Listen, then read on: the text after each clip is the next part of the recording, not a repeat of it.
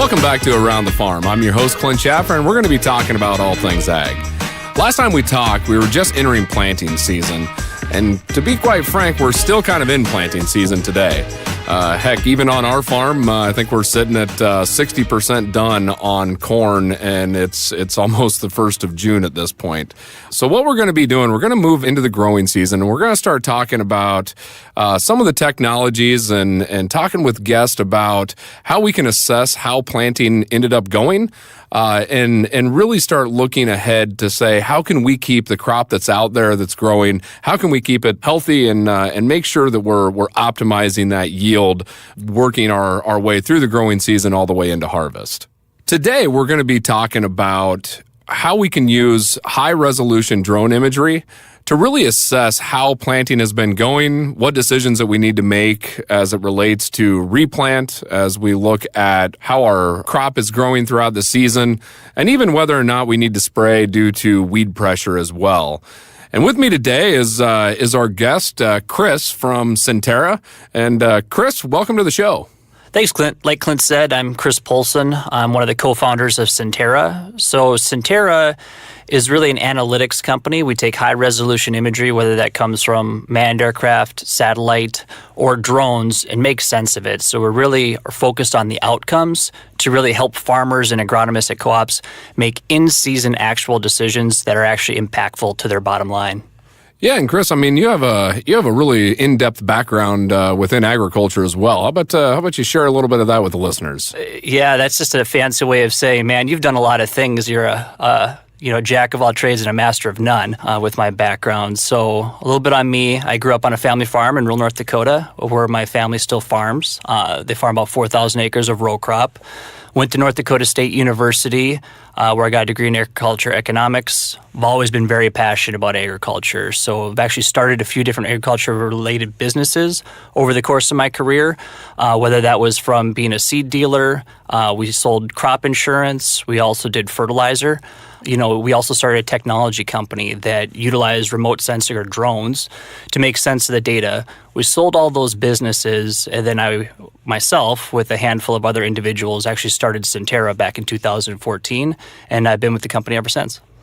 So you go from selling seed to selling crop insurance to now you get to play with drones on a daily basis. I mean, that sounds like a pretty good little change of pace there. It's not bad. It's not bad. No, it's... I've been passionate about technology and agriculture for a really long time. Was always the person, very early on that wanted to make sure that the yield maps were accurate, the as-planted data was in there. We actually used a lot of the technology that's still around today, kind of in the early ages when things had a few more humps and bumps in it. So it's really rewarding. I really enjoy the technology, but really what it's about for myself and Sentera as well is we really are focused on feeding and fueling a growing global population. So one thing I have to ask, though, I mean, especially around the drone side, have you ever crashed one? If you've met someone who's been in this industry for more than a couple of years and they tell you that they haven't, they're probably lying to you. Not recently, honestly. This technology has gotten very reliable, very robust. But man, in the early ages, 5-6 years ago, yeah, not so much. And we had a few what I'll call oopses.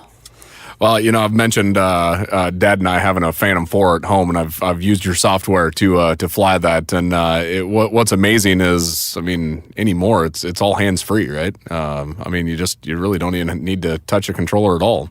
It's unbelievable. It's push button easy. I remember my grandpa was, 92 at the time. It was still on the family farm, and never used any technology ever. He never even used email, didn't have a smartphone, and I was telling him what I did, and he just said, well, what do one of those doohickeys really do? And I said, come out, I'll show you. So we went out to the edge of the field right outside of his farmyard, and I showed him how to fly a drone.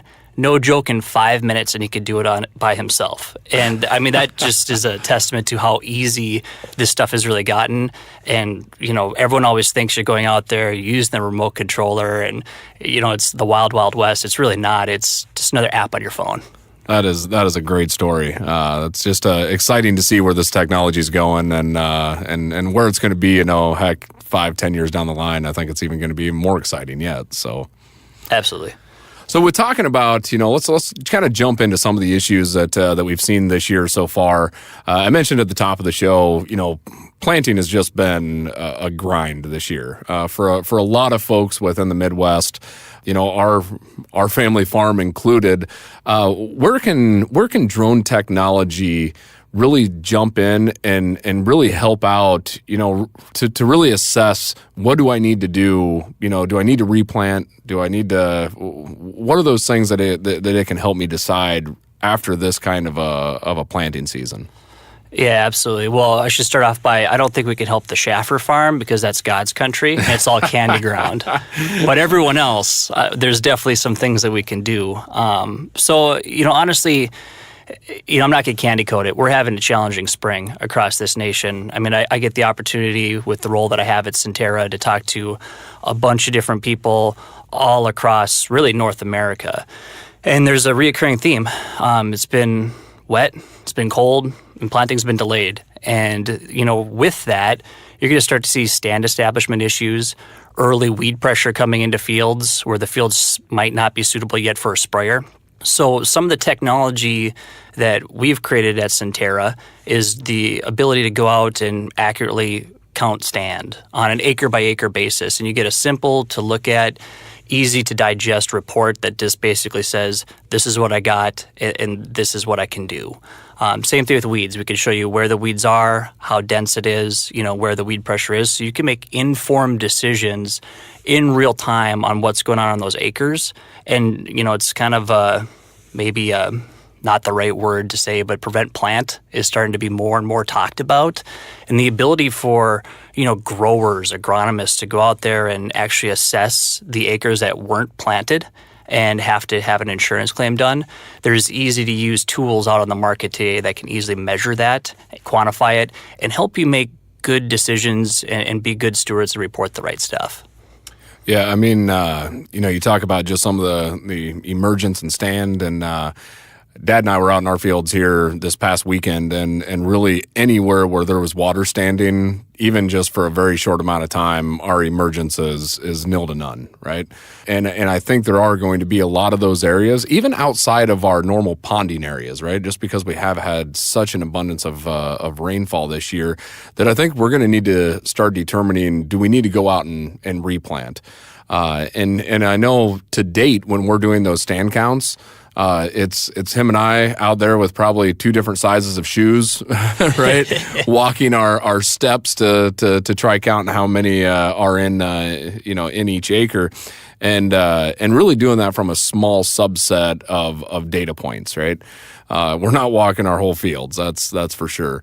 How does flying a drone and doing the stand count, how do I know that the accuracy is there? And what kind of time am I taking to really fly, let's say, an 80-acre field at that point? Yeah, those are a lot of really great questions and points. In my background, I actually forgot to mention it. I also farmed for 10 years. So when we build products and I talk about them, I always put my farmer hat on saying, would I actually use this if I was still actively farming? And this particular product that you're talking about, it's an absolute yes, because when you're out there and you're scouting your field for stand, you're poking into 5-6 spots, doing exactly what Clint just said. Maybe you have a tape measure, a hula hoop with you to actually get accurate counts. I think those days are not over, but there's ways that you can streamline efficiencies, because now in about the same amount of time to do that 80-acre field that you're just referencing, you could fly the whole thing and have maybe 100 sample points that have extreme accuracy. And I'm always the biggest skeptic. Always, go out, double check for sure. But, once you get used to the technology and realize that, yes, it is accurate, now you can cover all of your acres and have a really good picture of what's going on, so you can actually make sound decisions based off of what's happening today and based off of technology that's helping. So do you end up flying the entire field, Kris, or are you only pinpointing out, the troubled areas and only flying the northwest corner? What do you recommend, when we're trying to do those stand count assessments there? It's kind of all of the above. It really depends on the situation, right? Just like the way that you're scouting today. I mean, treat it the exact same. I mean, this stuff is push button easy. If you just want to do the northwest corner, just do the northwest corner. You just push the button and it's done. Or if you're just going to do an assessment of the whole entire field, you can either cover every inch and push a button and it goes, or you could push a button that does a spot scout for you, similar to what you would do with the boots on the ground. It's the same thing, except it'll maybe take 80, 100 sample points in that, 80 acres to 100 acres versus the 4 to 5 if you were, walking every acre. That makes a lot of sense. I would imagine too that the crop has to be a certain height in order for the sensor or the camera to actually recognize that it's a plant. So what range can you end up flying that in to go out there and collect that information? You could really go out there right after emergence, but if you really want to have a good depiction of the overall field, I mean, let's go right back to the spring that we're having. I mean, it's been cold, it's been wet. Some fields were planted on 3 different dates, from what I've been hearing around the nation. So emergence this year is really uneven compared to years past. So what I always tell people as a good rule of thumb is when the vast majority of your field is roughly V2, and I'm talking corn here, that's about the ideal time to go out there. Still early enough you could do something about it, but yet most of those plants that are going to come are going to be out now, and we can give you a nice depiction of the field. But realistically, it can start working really early on, all the way up to about canopy. It's just depending on what you're trying to do with the information. So, Kris, once a farmer goes out and collects this data, where are they sending that data? How are they actually visualizing it at that point? That's really a great question, Clint. At Sentera, we really focus on being the best company on the on-field real-time data that helps plug into some digital ag platforms. One great connection that we have is with Climate FieldView. Right within there now, the grower has the power to look at their planting maps next to their, yield maps, right next to the stand maps, for example, or their weed maps. With that integration, it's a seamless data flow right there, so you can start driving real-time decisions today. Yeah, I could see, having my population map right up next to a stand count to understand, hey, what was the population that I planted, right? Versus what is the population that I'm seeing now after flying that field. I think that would definitely help make that replant decision, right? Which is not typically an easy decision to make either. These are large dollars. I mean, it's ridiculous what goes into a crop year in and year out. The average American has no idea. And it's a tough decision. I mean, it's real dollars. It's people's livelihoods that are on the line. And it's not just them making the decision. It's also, the agronomists are coming out, they're helping, who sold me the seed, what digital tools can we use to help make these informed decisions. And that ability, like you said, to view what I put out here, not only from a population standpoint, but what hybrid did I put out here? Okay, what emerged? What options do I have? It really helps paint a more holistic picture to make those informed decisions that, are ultimately going to, affect your bottom line. Well, I know moving, out of planting and once this crop is up and going, I know Dad and I are going to be a lot more cognizant of what inputs we put into that crop as well, right, from here on out. Mainly for the simple fact that we probably feel like our top end yield has probably been capped already, right, with some of the struggles. And I know that one of the other technologies that you have within Sentera is really focused around weeds and weed pressure within that field. And I know that intrigues me with understanding, what program that I can go out to put on either part of the field or the entire field based on what's actually out there in the field. Can you kind of walk us through what does that technology look like and where do you really see that going? Yeah, absolutely. No, that's a great question and a great point, to be honest with you. Not only in the last couple of years with, the economics the way they are in agriculture, but this year with the weather that we're also having on top of it, people are really trying to figure out, okay, this is what I think my yield potential is. What are the things that are going into this crop, right, to, that we have to do to get to harvest. And, spraying herbicide is a big piece of that.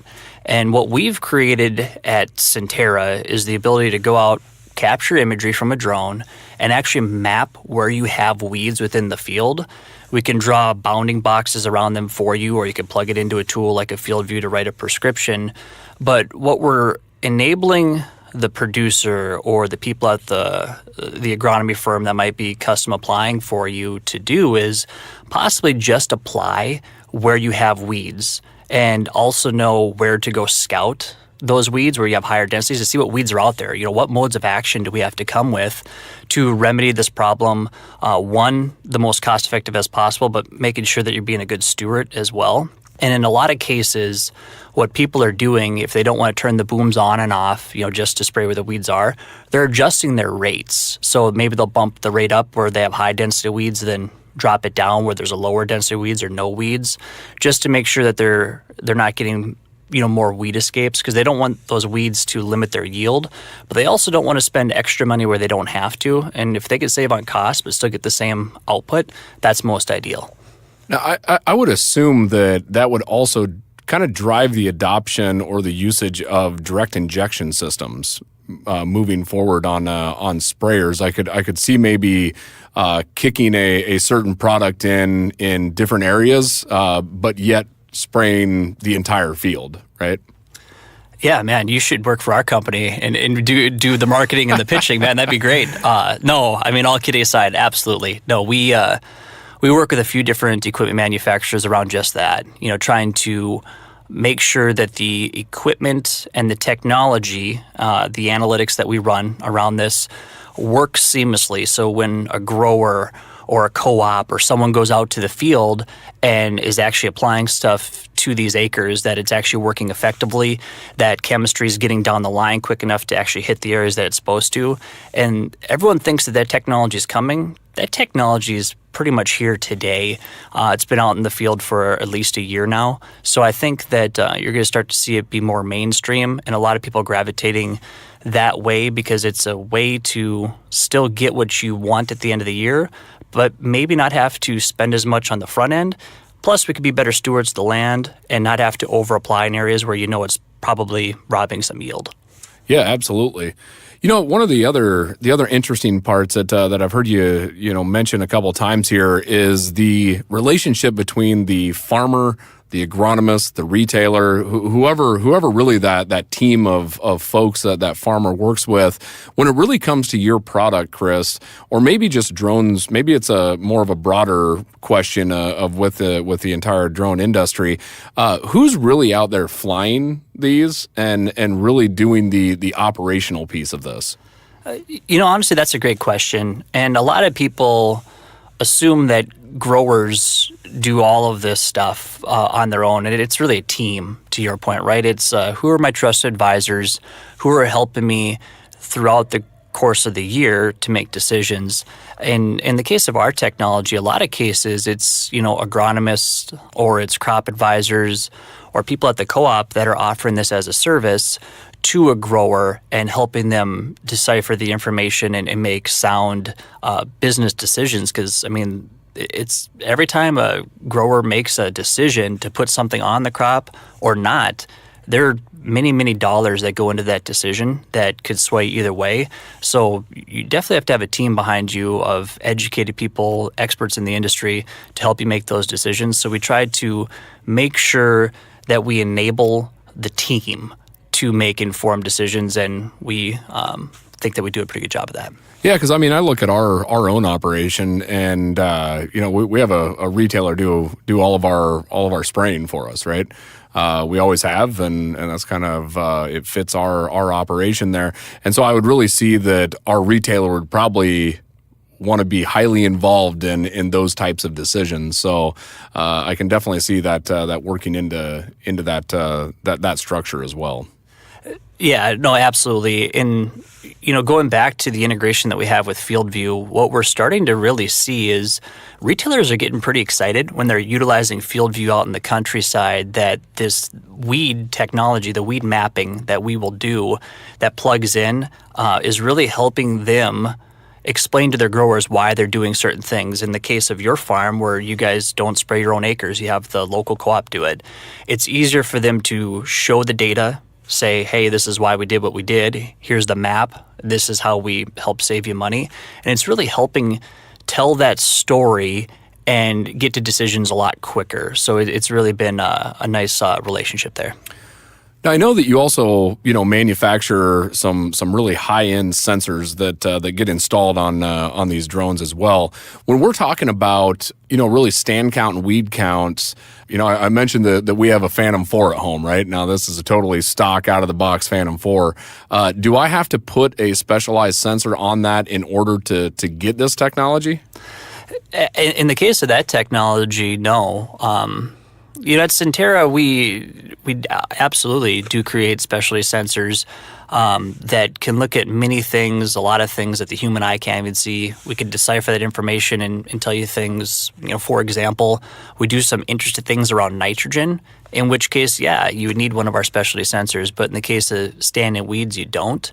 We really focus on, and this is me putting my farmer hat back on, is what do people have out in the field? How can we be agnostic, work with many different platforms, many different people to try not to disrupt their normal workflow? Like I mentioned before, too, we try to insert ourselves and be helpful to the team that's making the decision.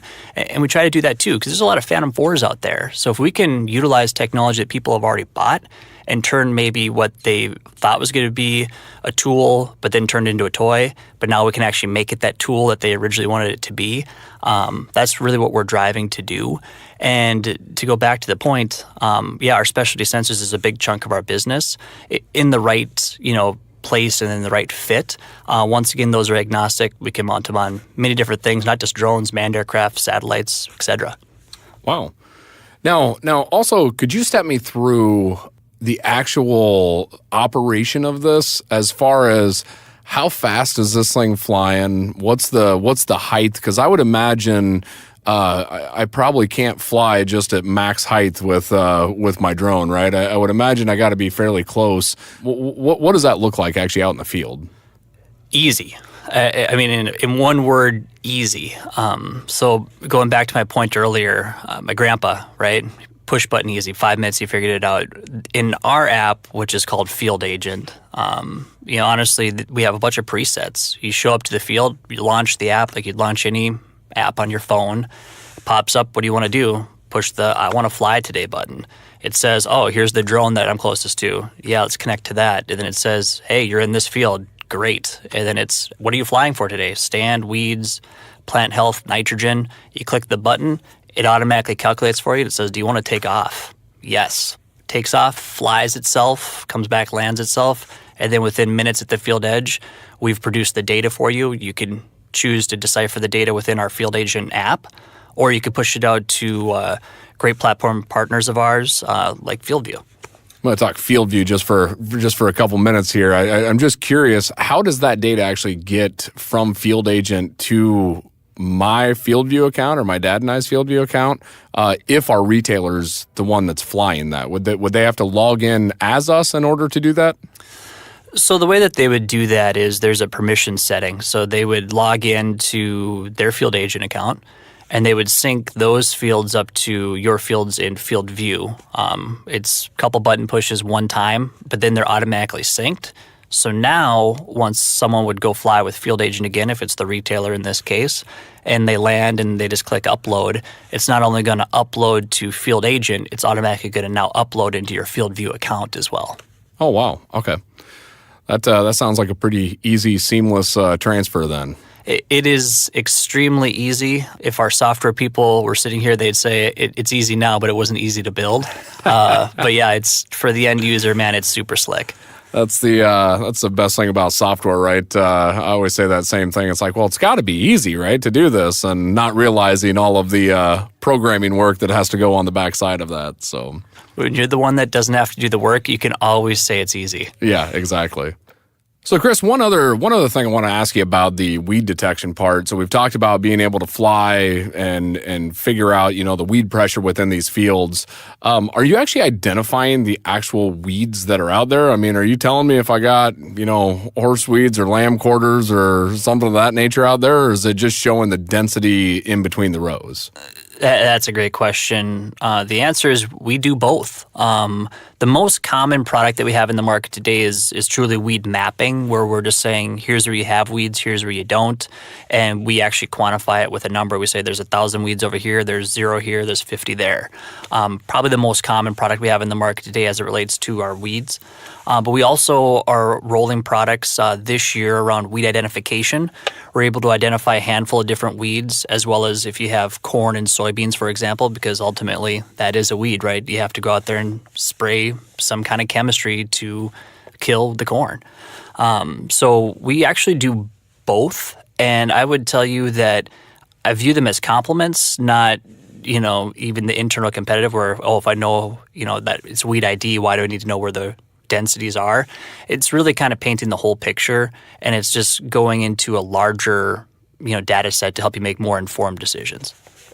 So really, once we move out of the need to spray the crop, there's still other decisions that we need to make throughout that growing season. Down to, do I need to spray a fungicide this year? It may be, do I need to put late season nitrogen on? What are some of those pieces when we look at some of those late season scouting activities? Where can, flying these drones over the fields really help me make those kind of decisions as well? Yeah, absolutely. So, honestly, it even starts earlier in the year. So understanding, exactly what you have for a stand helps you make those decisions, right? So do I have a good enough crop coming to even justify putting on more nitrogen later or a fungicide application? But what scouting from above allows you to do, and actually teaming up with a company that could tell you what's going on in the imagery, it allows you to make decisions not on a field-by-field basis, but on an acre-by-acre basis. So now maybe a disease is coming in late on 40, 50 acres. Instead of having to spray fungicide across the whole quarter section, now you can come in and just do that northwest corner, for example. Or maybe from early on in the growing season, when you went out there, you did a scout with a field agent, and you realized, okay, my stand's kind of weak over here in this one section of the field, but it's pretty strong over here. Well, I'm going to come in with a high boy, to your point, and put on late season nitrogen on 95% of the acres, but the other 5 just I can't justify it this year. That kind of decision making was really not even capable of being done a handful of years ago. You're making field level decisions where now you can make acre level decisions. Yeah, those decisions I think are going to be incredibly important this year. I know at least for our operation, because our entire nitrogen plan has been flipped upside down, right? Because of all of this rain and the cold weather and trying to get in even post plant. It's been almost impossible to get back into some of these fields. And that's where Dad and I have been having those conversations of how are we going to determine what nitrogen plan we need to go with now, right? And what are those rates that we want to put on? And I'm just thinking maybe I can put that drone to use at that point. Well, once again, on the Schaffer farm, so now you went from 600 bushels an acre of corn down to 550. Yeah. So it's, you have to put it in perspective. But all kidding aside, honestly, right back to the spring that we're having. I mean, whether we're losing some of the stuff that was already put on from denitrification, could be from leaching, probably more commonly this year from leaching. The nitrogen plans are up in the air. Even guys that, laid the best plans in the fall or even earlier this spring, I mean, things are changing. If you got the bushels coming and the crop looks good, I mean, you got to protect those bushels. And I think guys this year more than other years are going to have to pivot and maybe come in, maybe they're knifing in anhydrous, maybe they're coming with the high boy late, maybe they're spreading urea, halfway through the growing season. Whatever that is, being able to just have the information to make sound decisions. Is there enough plants out here to justify doing this? Where are my current nitrogen levels? What can I do to help this crop? Because it's not just the Schaffer farm in God's country. It's everyone across the nation is kind of starting to run through these questions, these scenarios in their mind, and being able to have all of the answers is never going to happen. But trying to stack the deck in your favor and really utilize the technology that you have and partner with the right people, going back to that team, decision-making terminology you were using earlier, is going to be pretty crucial. And I think that, we help with that. Well, I know as Dad listens to this podcast, he's going to be laughing sarcastically every time that you call Schaffer Farms God's country and claiming those. You'll have to come down and take a tour one of these days and see what it's all about there. So, well, hey, we have we've talked about everything from assessing our planting with stand count, going back in, a little later on down the season to understand our weed pressure, and then really just looking at utilizing this technology to really keep an eye on our field throughout the entire season. What's really next? What's the next kind of technology? What's the next wave coming through here that that maybe Sentera's working on, or maybe it's just a thought right now of that you're just kind of seeing what's going to end up progressing? We're always working on a lot of things at Sentera, and not just us, the industry as a whole. I mean, it's always evolving, always advancing, and technology is every year getting to be a bigger and bigger part, just generalizing technology as many different things in agriculture, whether that's technology in the cab, whether it's, app technology, drone technology, what have you, many different things. But at Sentera, what we always focus on is what are the things that on a day in and day out basis our customers are concerned with? What are the things that they're doing to help their growers, or if it's the grower themselves, what are they doing to better that acre? So some of the things that we're coming out with, we have 20 different analytics that we can run on Imagery today. Some of the more impactful ones that are, we'll call them new, are we're always releasing more weed identification stuff, so more weeds that we can identify and actually tell you what it is. But some of this nitrogen stuff that we're talking about, we're getting pretty advanced in our ability to be able to see what's actually going on in the field and make really good predictions of, how much you're going to need and what are the things that weigh into that. There's some things around, late season stand counts. We do that via counting tassels. So a lot of people are starting to understand that just because you had that early season picture, that stand might have been reduced over the course of the year, and being able to identify late in the year what you have from a stand perspective is pretty important for forward contracting grain. Let's get real. Come harvest is usually not the most ideal time to be selling grain. If you could do it earlier, that's always better. And then understanding when to go into a harvest. So we actually have a tool within Field Agent that'll help you decipher when fields are starting to mature and help you really with harvest order. This way you can try to even minimize the amount of harvest loss from the grain drying down too much, shattering the cobs on the corn snouts and it going everywhere. So we're really trying to paint that whole season-long picture, whether that's pre-planting all the way through post-harvest. We try to be a tool in the toolbox that comes out at the appropriate time to do the appropriate job. Just on that, you're really looking at flying from planting till harvest, right? Knowing that time is usually a pretty valuable asset throughout the summertime. How many passes over the field, Kris, do you think are obtainable throughout a growing season? That is a loaded question. It just depends. We partner with a lot of agronomists and ag retailers. That's probably the biggest chunk of our clientele out in what we call channel out in the countryside. And what they realize in year one is that you could really cover a lot of acres. It doesn't really cost that much, but you really need to dedicate someone to doing this, and it pays for itself. We partner with a lot of people to show them how to, have value-added services for their growers to go drive, decisions, drive value, both from an agronomic perspective and an economic perspective out in the countryside. So, it's so hard to answer. Some people say it's once. I'm flying for stand. I got my value. I'm done for the year. We've got power users that fly 20, 30 times on all of their acres, but they put a lot of time, effort, and energy into it because they see the value, and everywhere in between. So it really just depends. But to your point earlier, I mean, on your dad's farm, you guys don't do your own spraying, and you have a team, right? So in your case, you thought that the retailer would probably come out and fly those acres. That's a real scenario for a lot of people. So I guess it would really depend on the services that were offered at each retail location. So it's kind of a tough question to answer, but hopefully that hit it. Well, when you're talking, 20, 30 flights in a season, fixed wing, I would imagine. Honestly, everything is an option. We work with many different drone manufacturers, whether it's vertical takeoff and land, helicopter style, or fixed wing aircraft. That particular cooperative has both. They just put a huge emphasis on scouting, doing it right, and they view drones as a tool in the toolbox, just like a crescent wrench or hammer that comes out at the appropriate time. So at the appropriate time, rotocopter comes out, and at the appropriate time, fixed wing comes out.